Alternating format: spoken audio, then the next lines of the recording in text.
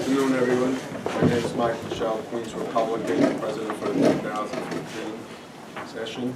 I asked the commissioners starting from my left to introduce themselves. Ron Castorina, Richmond County Republican. Good afternoon. Michael Rendino, Republican Commissioner of the Bronx County. Simon Schuler, Kings Republican. Bianca Perez, Bronx Democrat, Secretary.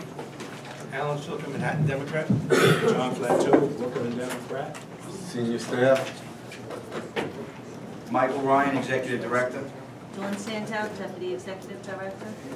Pamela Perkins, Administrative Manager. Georgia Gutierrez, Operations Manager. Nina M. Crispino, Director of Personnel. Kenneth Malton, Counsel to Commissioners. Stephen Dankberg, Counsel to Commissioners. Steve Richmond, General Counsel. Raphael Smino, Deputy General Counsel. Tyler Saxon, Director of Communications. And Mr. Arajo. Jose Arajo. Okay, welcome everyone. Does anybody have anything to add to the agenda? No? Executive session for personnel matters. Executive session for personnel matter, Brooklyn. Okay, has everybody had a chance to read the minutes? Table? I second. Okay. Second, all in favor of tabling? Okay. Michael Ryan. Yes, as everyone should be aware, we have a May 5th special election coming up in all of Staten Island and parts of Brooklyn for congressional assembly seats. Just to give the commissioners an update of where we stand with respect to the processing of this election. Ballots will complete testing and be ready to ship on April the 13th when the scanner testing will start. The party representatives will begin on April 13th and are scheduled to finish on May the 1st. We have some ramp training that's occurring over the place in 2 days at 4312 2nd Avenue. This is going to be dealing with some of the additional ADA compliance issues that come up from time to time with respect to various poll sites. We have additional ADA training set up at the voting machine facilities on April 13th at 1 p.m. and at the general office on April the 14th between 9 a.m. and 1 p.m. and that is to ensure that our folks are doing what they need to do with respect to all of the ADA issues. The registration deadline for the special election is April the 25th, and on April the 25th, the general office will be open to midnight to accept registrations. And just as an aside with respect to intent to cancel, which has to deal with the registrations, intent to cancels will not be processed for the entire borough of Staten Island until after this election, as this is a federal election, and it will not be processed, no intent to cancels will be processed for those assembly districts in Brooklyn that are affected by the special election. So other than that, the intent to cancel process should go along the way that the normal process.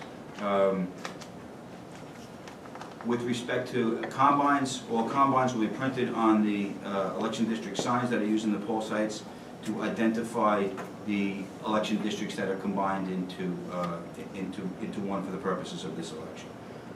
We expect to begin shipping equipment the week of April the 20th. The 11th Congressional District has 44 poll sites with 150 election districts. However, there will be 99 reporting election districts when you factor in the combines. The 43rd Assembly District has 27 poll sites with 74 election districts that have been combined to 51 reporting election districts. We have worked with the New York City Police Department and they've approved the combine for the precincts. 6 will be used, 6 police precincts in total will be used for the May 5th special. What we're going to do is we're going to further test the pilot that we had done for the uploading of results in the November general, and all of the results will be up for this election will be uploaded into tablets from the location, but we're still going to continue the process of delivering to the precinct so that we have that backup fail-safe, that in the event that there is a failed stick or there's a problem, that the upload didn't happen, we'll be able to still get all the results in. But this is going to be a further opportunity for us to test our ability to do it directly from the poll locations, and we think it's going to result in a much quicker processing of the unofficial. Steve, I keep practicing saying that, unofficial results. I know. It's people worry about that sometimes. But with respect to poll worker assignments, as of this data is good as of yesterday, 93% of the poll workers have been assigned for Staten Island and 86 for Brooklyn. In addition, we'll have 200 standbys assigned for Brooklyn and 100 for Staten Island. The first day to mail notices for work is April the 17th. The nursing home canvass will begin on April the 22nd, and we're expecting delivery of the poll books either Monday, April 20th, or Tuesday, April 21st, and that's so that we can review them in a timely fashion and load them into the supply cars. Are we continuing the practice of tagging the poll books?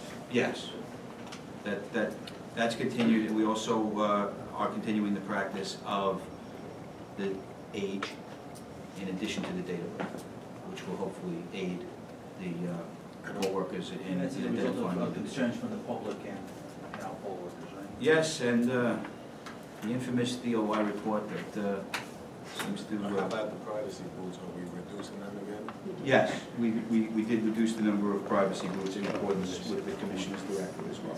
And we're using those privacy sleeves, the advanced privacy sleeves that we came up with the last time? Yes, as well as the screens on the side of the scanners have been increased in size, so that hopefully that will give the voters more of a feeling of privacy when they vote. We've also found too, this is more anecdotal, but in terms of, and I don't want to jinx this, but in terms of the crowding of the voters that was happening in the past, it seems that the elimination of the use of voter cards has given less of a reason for the poll worker to be milling around the scanner, and so it's given that as well has increased the feeling of secrecy and privacy for the voter. Mike, can I ask you a question Sure. about the age? If, let's say, a poll worker looks at a person and says the person's 86, but then you look at the person and they only look 36, what latitude does the poll worker have to question the challenge? There is a challenge process. I mean, Mr. Richmond, if you want the details on the challenge process. Commissioner, a poll worker or a watcher, if it's duly appointed, can challenge the voter. You ask the voter then to take the challenge oath. It's a pre-printed form. They read it, they sign it. Poll worker asks them, do they swear it's true? And then they go and vote. This way they're guilty of They ask them for perjury. identification? No, there is no identification. A sworn statement that poll workers are empowered to administer oaths on election day. And have we ever come across a circumstance like that, where somebody was trying to vote for somebody else and they challenged them? No. It's a different question. You're No, talking about pertaining to the age category. Right. It's not listed on the poll book. I think the answer to that is that we haven't been apprised of a situation such as that from occurring. Or someone acting to vote. So it was just mainly a hypothetical previously? Yeah. Okay, thank you. I'm certainly not in the, for almost 5 years that I've been around this process, I'm not aware of any circumstances like that. Or when we are notified, we refer to Right. appropriate agencies. I mean, there's been other issues, the fraud stuff that I've come across, allegations of fraud, I'll be very clear about that, typically have been related to petitions and not actual. What do you want? I said typically. Have we uploaded the sample ballots on our website? Yes. Matter of fact, they were done later that day, the last meeting, 2 weeks ago. They were, I know Commissioner Rajo, that you took a well-deserved vacation after that, but right after this meeting, the meeting 2 weeks ago, they went up on the web. We have been working closely with Evan Terry Associates as well, and in the context of that, to make sure that we are as responsive to needs of ADA compliance as we can be, we are working with ETA and the Americans with Disabilities Act Northeast Center, which is run out of Cornell University. They are, for us, conducting training sessions about the Americans with Disabilities Act and accessibility requirements. These sessions were developed to provide every employee at the Board of Elections, not just poll workers, but all the employees that work here for us, with a general understanding of ADA requirements and how they may impact the board. The sessions to date have been held at 42 Broadway for the special election monitoring teams, so that will not only assist ADA issues here for employees or persons trying to access our facilities, but it will also assist on election day to have an enhanced knowledge of ADA requirements. And at the Brooklyn VMF.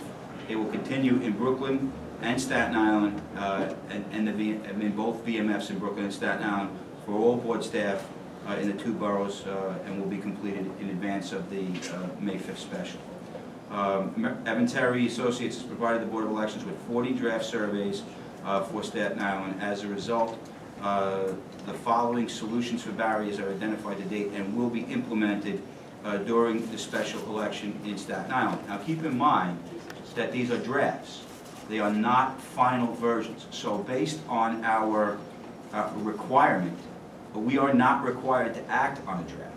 But there have been some solutions that we can implement in advance, because basically these are drafts that we do not think that we have an objection to or could find a legal reason to object to. So we're taking the proactive step of implementing changes in advance of being required to do so, to further demonstrate our sensitivity to these issues and to ensure that we're doing all we can to make the voting franchise freely and independently accessible. It's a showing of good faith, essentially.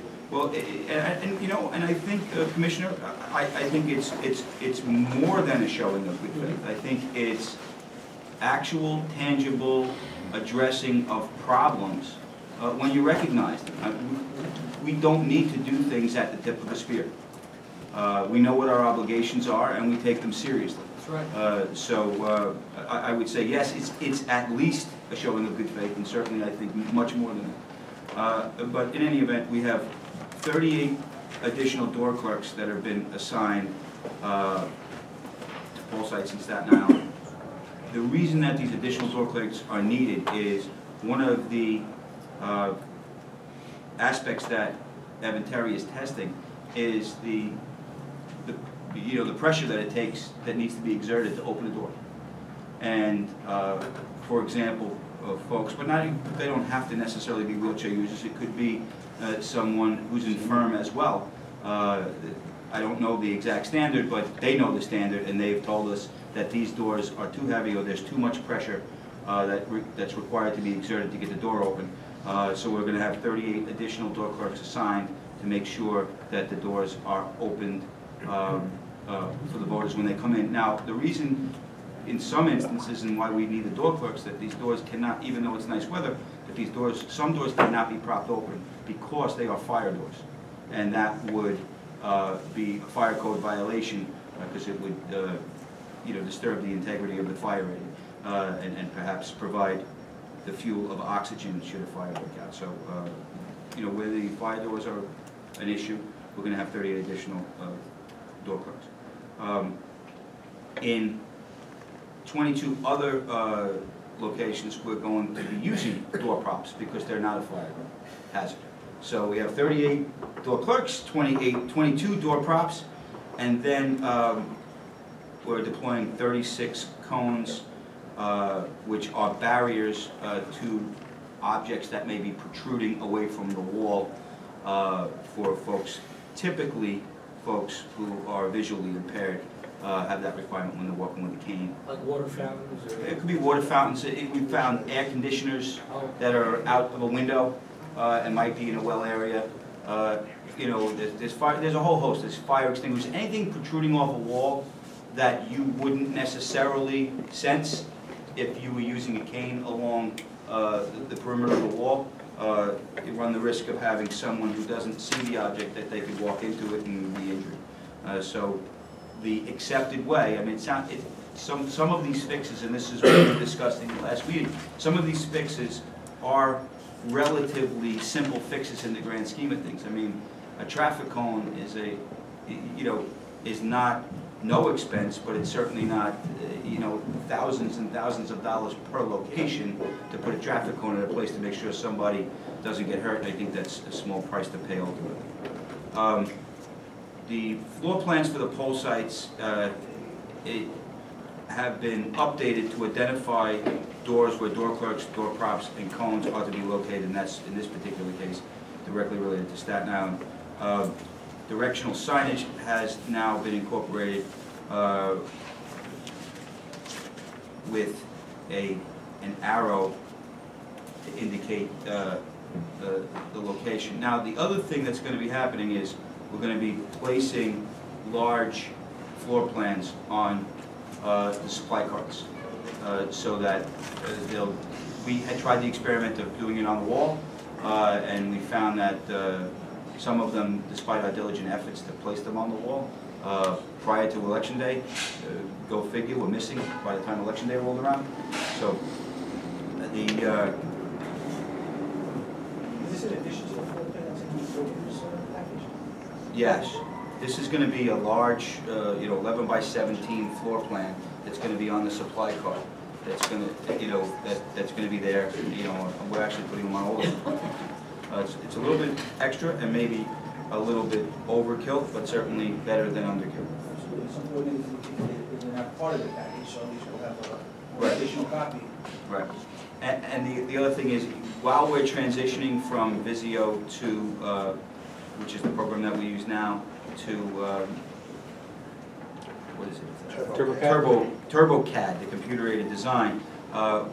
Our staff has been able to enhance our use of Visio and make it more to scale than it had been in the past. It's still not a fully to scale drawing, but we have been able to incorporate distance reference points and such.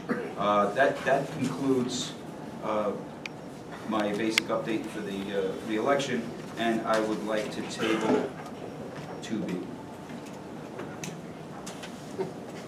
Could I ask one more question about the special? Did notices go out, I'm assuming it went out to voters in terms of the combines or the changing of the EDs polling place? There was no poll. Poll site changes. We're just, so that we're clear, we're just compressing the amount of equipment that we're deploying in anticipation of a lighted turnout. In one poll site. In one poll site. So the bottom line is, Same EDs going to the same polling place, just Right. less equipment will be correct. there. So instead of, let's just say, for example, instead of having 4 election district tables, we might have 2 election district tables. So instead of having a table for each individual ED, you'll have multiple EDs at one table.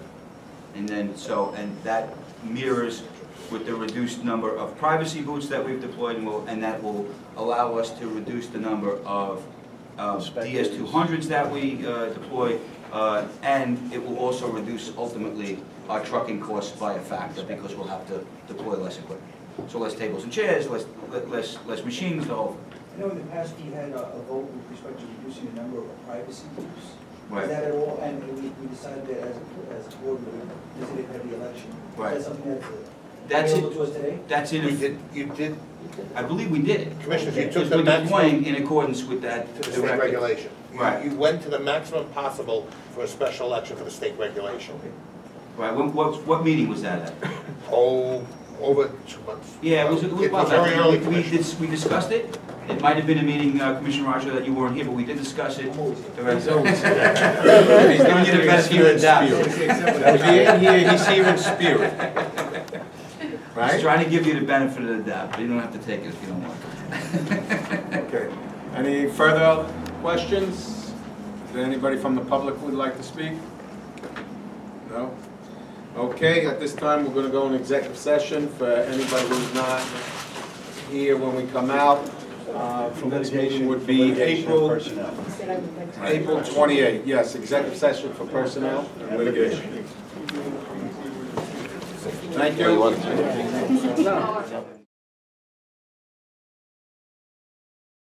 Personnel matter, Ellen Giwa, Administrative Assistant, will be receiving 84 hours of advance time to be used intermittently upon exhaustion of her current leave balances and to be paid back upon her return. Motion then? Motion closed. Yeah, right there. See you April 28th.